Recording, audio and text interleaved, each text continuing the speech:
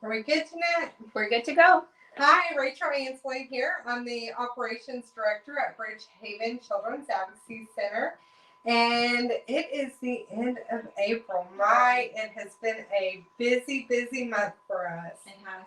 I have a very exciting guest with us here today to close out our Awareness Hour. And I just want to tell you, we're not going to stop Awareness Hour altogether. We're going to kind of continue this on for a few months. We've gotten a lot of really good feedback from our viewers, the community. They've really enjoyed hearing what we do here at Bridgehaven and hearing from our staff and donors, volunteers, things like that. So even if some of our viewers are interested in coming on and talking about child abuse awareness, prevention, or anything that has to do with Bridgehaven, I encourage you to reach out to us and talk to us. We've talked about this whole month a lot of things about Bridgehaven. We've talked about our services from our MEP program to our advocates. We've talked to law enforcement, CPS investigators, donors, volunteers. And this woman with me today is the woman behind all of this. She has single-handedly grown Bridgehaven with the assistance of our board to where we are today. And I know I briefly talked when I was interviewed about how when I started, there were only a few of us. There was only me and you for a really long time. And now we're at 13. So I don't want to take everything away from you, Paula, but I'm going to go ahead and let you introduce yourself, and then I'll ask you a few questions. Okay. So I am Paula Torres. I am the Executive Director for Bridgehaven Children's Advocacy Center, and I have been here going on 17 years. I haven't been the Executive Director the entire time, and we're going to talk about that, but I did take the position as the Executive Director in 2009, so I've been doing that role since then. Yes. So, like Paula said, 17 years, that is an incredibly long time to be with the same company. So we're going to talk a bit about your passion to why you do what you do. But first of all, I want to know, being with the company for 17 years, what kind of made that decision for you to just stick with Bridgehaven? The mission, the people that I work with. I love what we do. I'm passionate about helping children, number one. Number two, child abuse victims. I believe that a lot of the issues that we have going on with substance abuse and incarceration rates and things like that all stem from, or a lot of it stems from, a person's childhood. And child abuse is one of those things that really affect children. And so to me is working towards that mission and changing the future of these children and making them or helping them be successful individuals when they're adults. And to kind of touch on you being here 17 years, because to me that I'm just amazed by that. When I started Bridgehaven in 2007, you weren't the executive director. We worked together. You were my mentor. I always said I wanted to be like Paula Torres. But can you kind of take us back to when you first started at Bridgehaven and how your position's grown since then? So when I first started, it was back in 2004. And I was Bridgehaven's first forensic interviewer as part of the organization. And I started just doing that, interviewing children. And we didn't really have a lot of the programs that we have going on now. The basic service we provided were the interviews for the children. And I had my executive director at the time. So it was just us two. Soon after, about 4 months in, he got a different job. And so then came in my next executive director, and we worked together for a few years. And so there was a lot of different, transition. We were able to purchase a new facility in Dayton, which is where we are now for services. And, but the staff kind of size didn't grow very much. I think that was around the time with that transition. That's when you came in. And then probably one more person after that. And it was us for a little while.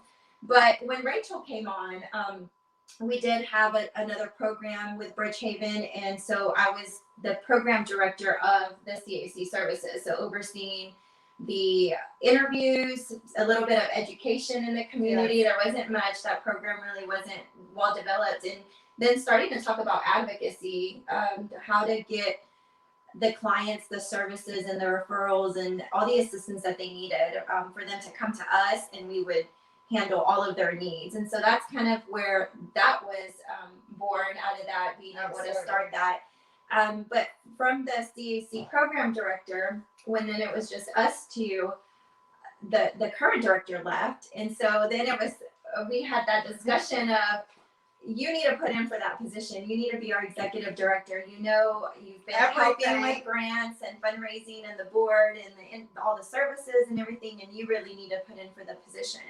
And at the time, I didn't feel like I was ready, and I, didn't feel like I was qualified enough to do the job. And I did tell Rachel, well, I'll put in for it, but you're going to have to help me out. And so that was kind of our agreement, which I think this is why she's my right-hand woman, because we did have that discussion. It's like, she kind of helped build me up and give me the confidence. Like, you already do all of this. Like, why, you believe in the mission, just go ahead and take the position, and I will help you in any way that I can. And so that was our agreement, and it's been working since then. It has. So I think what was really unique about our agreement we had when Paula took on the role of executive director is it had been just us for a long time, and we had worked almost every single job at Bridgehaven.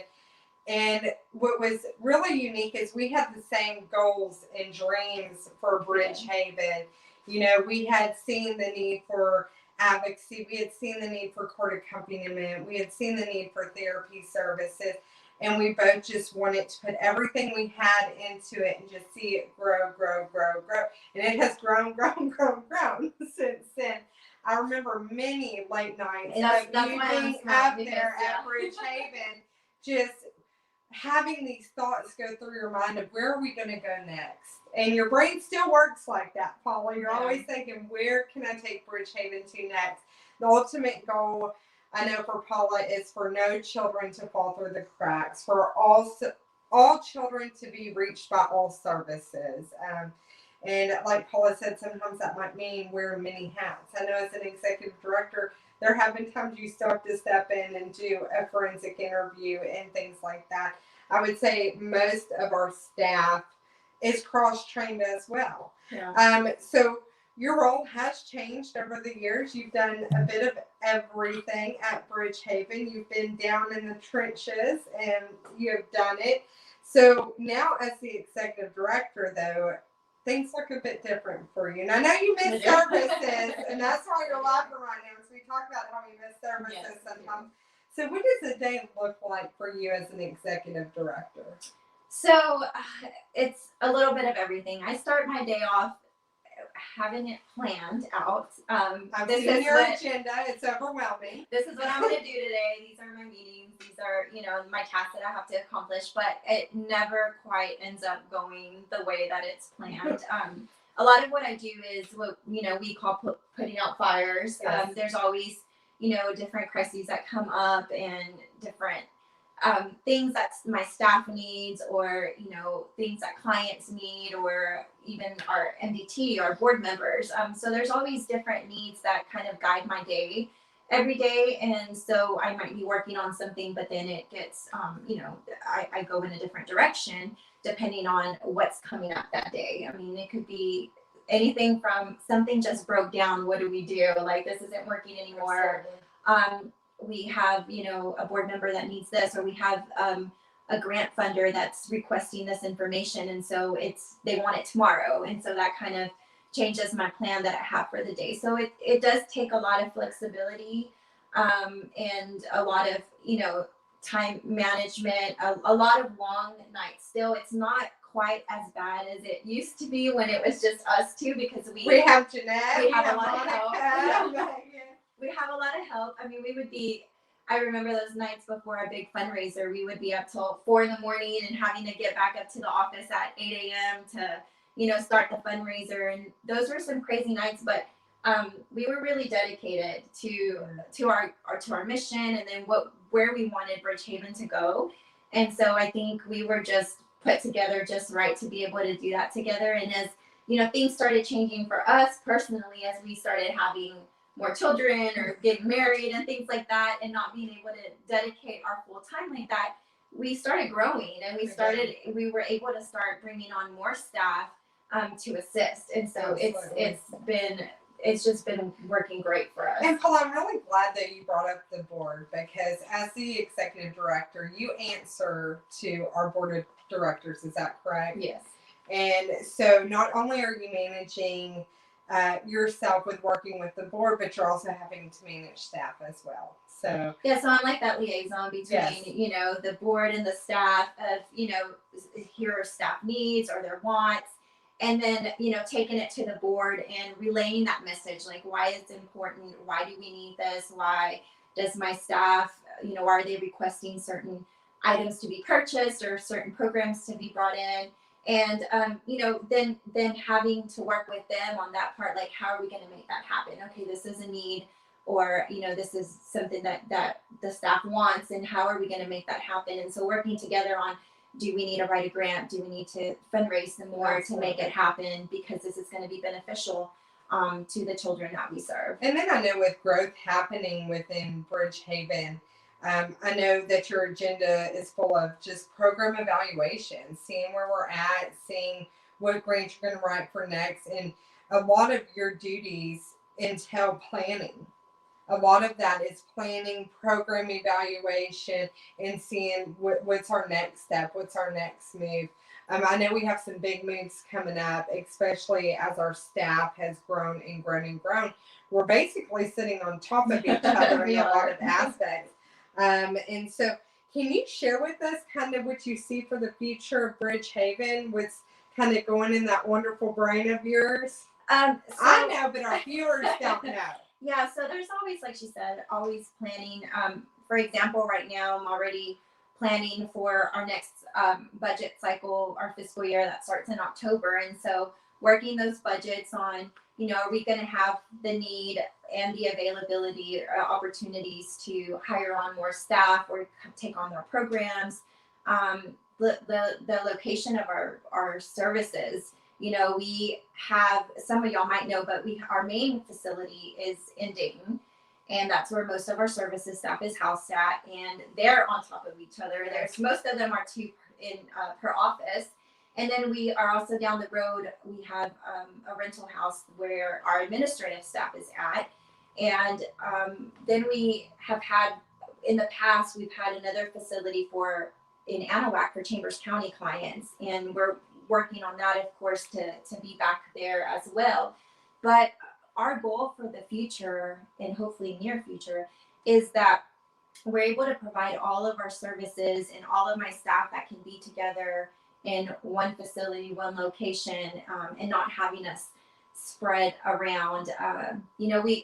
I try my hardest to have that connection with everybody, but we're pretty separate right now with services and admin, and not knowing what, and COVID now on top of that. That hasn't helped a whole lot. But also to be able to have like our team members at the same location, where a child that has gone through a sexual assault or has witnessed a homicide or just something horrible that has happened to them, that they can come to this child-friendly facility. They pull up to this beautiful building that isn't going to be scary for them. They don't think they're going to be in trouble if they're going to a police department or intimidated. They're just going to pull up and they're going to feel welcome. They're going to go inside of the facility and feel like the people there really care about them and that they're there to help them.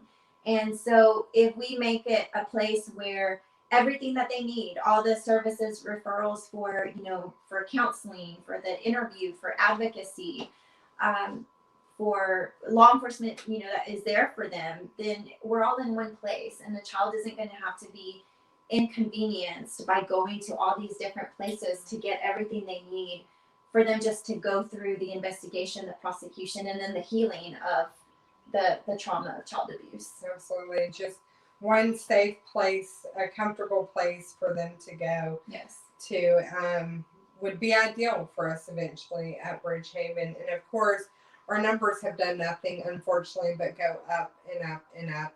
And that requires more staff. So definitely looking at more staff in the future as well. I know you've shared that with me, that that is something we're going to have to cover.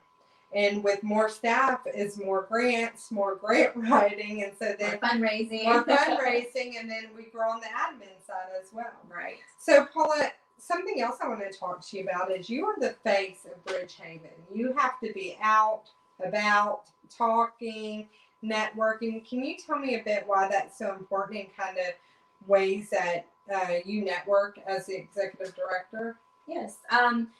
I honestly love that. Love that part of my job.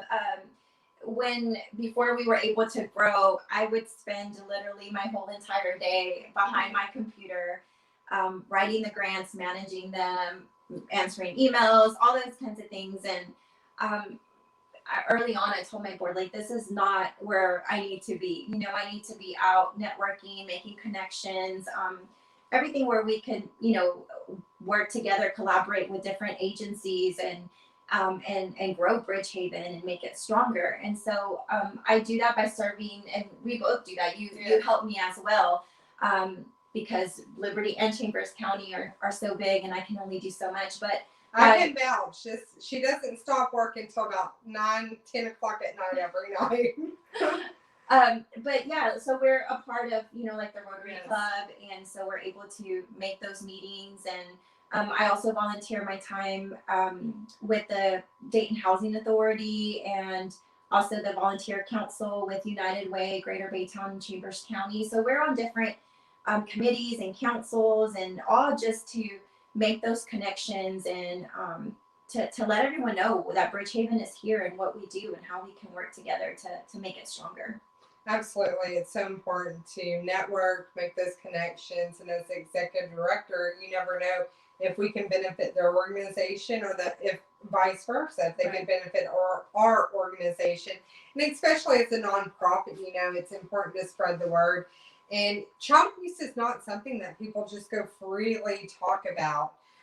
You don't go and hear people at lunch talking about child abuse unless they're we do. I was gonna say we do, but that's but it's our job to create awareness about what we do, and to let it be known that we're here and we're available to help our communities. So, Paula, could you talk a bit more about what it looks like to what April, the Child Abuse Awareness Month, what it looks like for Bridgehaven and why it's so important? So April, we just wrapped it up, and like she said, we had a busy month. We had our heart wall. We had all kinds of things going on. The pinwheels, the ribbon, signing the ribbon. We had awareness hour, which is all part of the. We need to give a shout out to Megan. Yes, we do. Megan, thank you very much for. She's our outreach manager, but she coordinates all our outreach activities, and she's always out there and recruiting her family as well, her husband, them going out and doing pinwheels and signs and all kinds of stuff. And I think they're going to be collecting yesterday or today, since it's the end of the month, but we do appreciate them for sure. It's helped us out a lot, because we would be out there doing that as well. And we'll do it still. We'll do it still. We help out, but yeah, she gets to plan it and coordinate it, and then ask for volunteers to go and assist. But April, it's important for us because it is our Child Abuse Awareness Prevention Month. It's all about the blue ribbon and raising awareness. And so that's what we really try to do. We do that all around every day. But in April, we really kick it into high gear, and we try to do something every single day with, additional posts on social media. This awareness hour, like I said, was part of that project.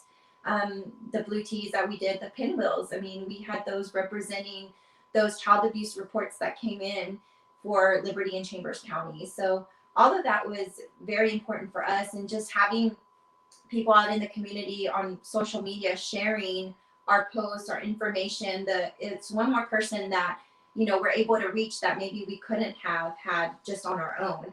And so that partnership with having our followers on social media in the community, and it helps us spread the word and get to others better than we could.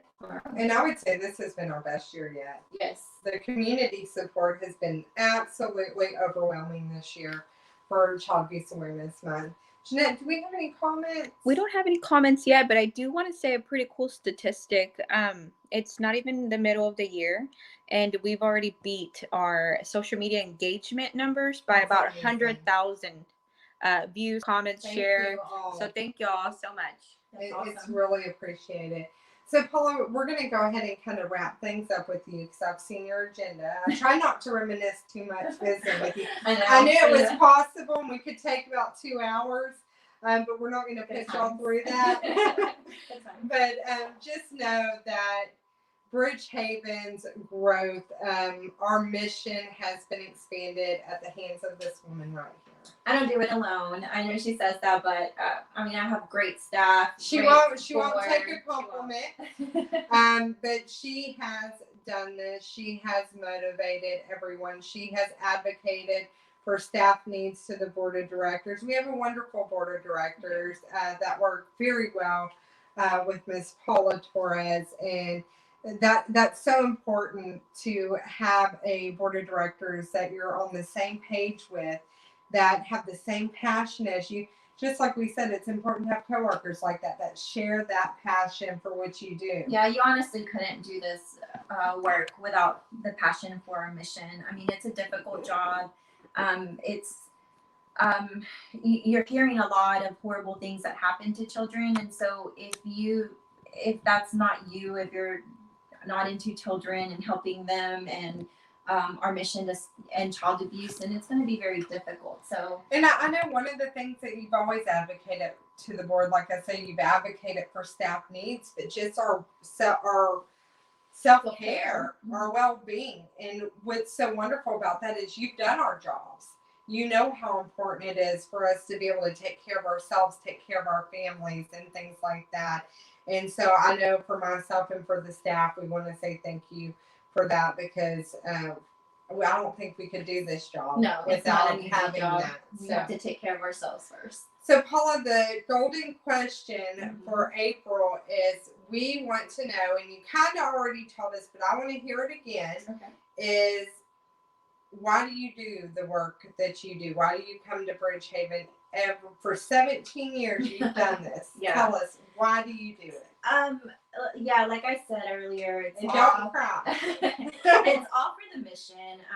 I have children myself; they're little ones, and luckily for them, and I try to tell this to them every day, they have parents that love them. They have a family that loves them, and not every child has that.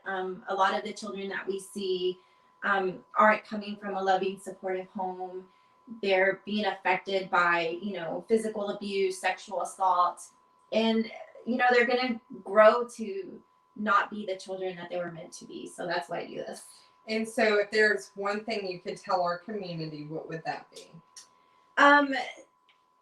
To support Bridgehaven, to really understand our need for it in the community, why the children need to have an organization like Bridgehaven, to get involved, to assist us in social media, spreading the word, raising awareness, to help us in fundraising, come and volunteer. You get to see a lot of what happens behind the scenes, like we say, but day to day, you come up here to the center. You can, whenever we have a child that's going to be interviewed, you can sit with the children, you can tend to them, you can bring them snacks. You can, we're talking to the parents and things like that, but there's so much that you could do and help us up here at the office that would really, I know from volunteers that have done it, it's been eye-opening. I think Jeff said that. Jeff said that it was eye-opening. It's an eye-opening experience. I feel like there's still a need for the awareness, that a lot of people in the community are like, oh, well, it can't happen that much, or, it's not anything too serious going on. But I mean, we even had a meeting this morning where we gave some statistics of how many cases come in a month. And she was like, oh, wow, I didn't realize that was that many cases going on. And so there's still, that part in the community of educating and raising awareness that it happens. And my staff is very busy with cases every day, all day. And so the need is definitely there. And it takes all of us. It takes not just Bridgehaven, the staff, the board, volunteers, but the whole entire community to be able to end child abuse. Absolutely. We were given numbers this morning, and I know when it was just us two, we would do anywhere from 8 to 13 interviews a month, and we can do upwards of 40 or more in a month. And, you know, and that's just the kids that come in for the interview. That is not the amount of reports we are getting. I know y'all kind of got an idea when y'all talked to Jean Marie Ewing with our MEP. Her department works nonstop. They don't even have time to go get a cup of water sometimes. They're reading cases all day long. And these are coming from Liberty and Chambers County. So the need is here. We just need y'all to get on board with us and help us out. So we want to thank y'all from the bottom of our hearts. Paula's already crying. I'm good. We want to thank y'all from the bottom of our hearts for supporting us this April with Child Abuse Awareness Month. It has been our best to come. We will keep up on our awareness hours. Sometimes I talk real fast.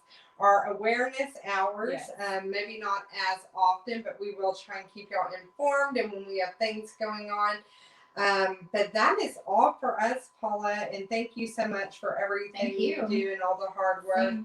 I'm going to let Jeanette kind of jump on here because she has some really, really exciting stuff to talk about. First of all, though, Jeanette, I want to ask you, are we doing this? Are we stopping this? No, I think we're going to keep it. We're going to try to grow it.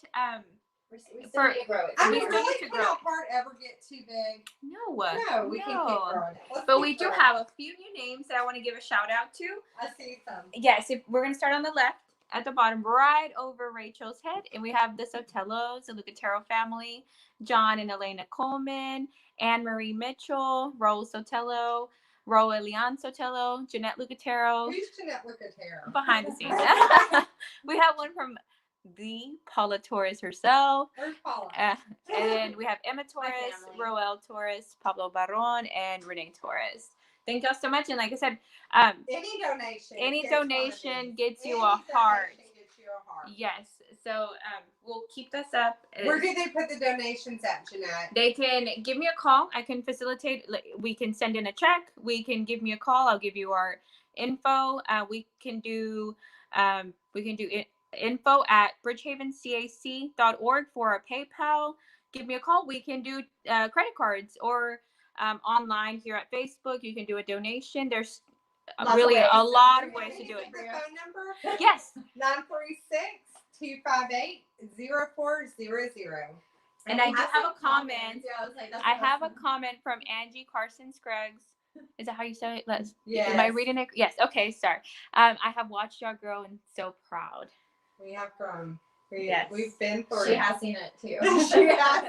That's the comment I have there. But well, Jeanette, I'm going to let you take over, or we could always kick Paula out. We're good at that. Aren't we?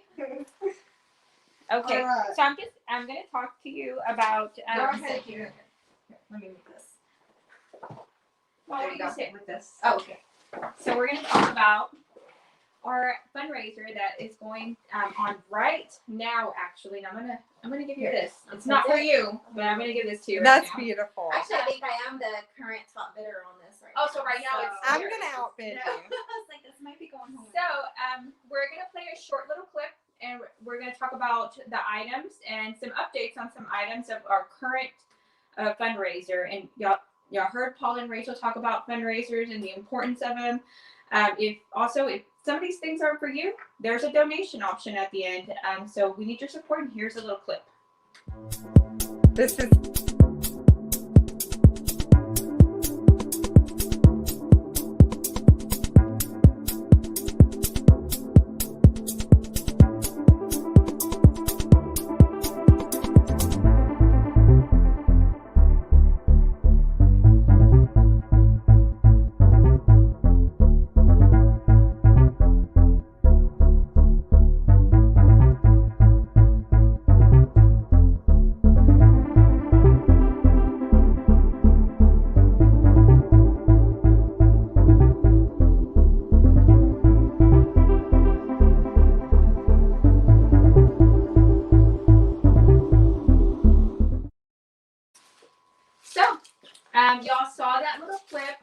it's super simple, y'all, to help us with this fundraiser. All you have to do is literally on your phone, text BCAC 2021 CAPS to 1-855-202-2100, and you'll get to see real lifetime the bid amounts.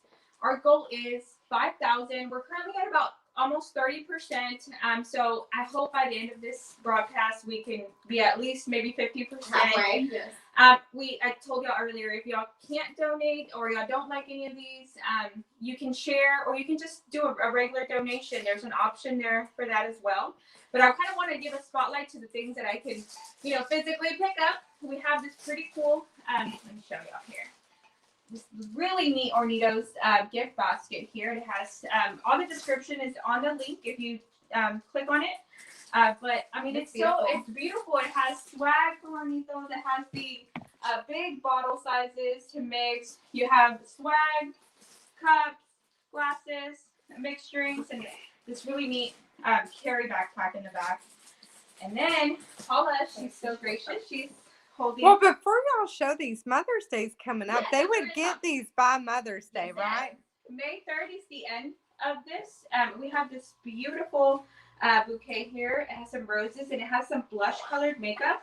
And I don't know any mom that wouldn't love this. It's so cute. It has some brushes, some Becca Cosmetics, some highlighter right there. It's so cute, y'all. And I'm going to show you another one that I can grab here. We have this awesome little, can you all see this? I think here you go. We have this cute little bouquet of gift cards here. I don't know a mom that wouldn't love this. Keep it in your purse. The kids are hungry, your husband's hungry. Let's go to Outback. You're at Victoria's Secret. You're at, who doesn't love TJ Maxx? Everybody loves TJ Maxx. Obsessed. Ulta. Anything Ulta. Amazon. Everybody loves Amazon.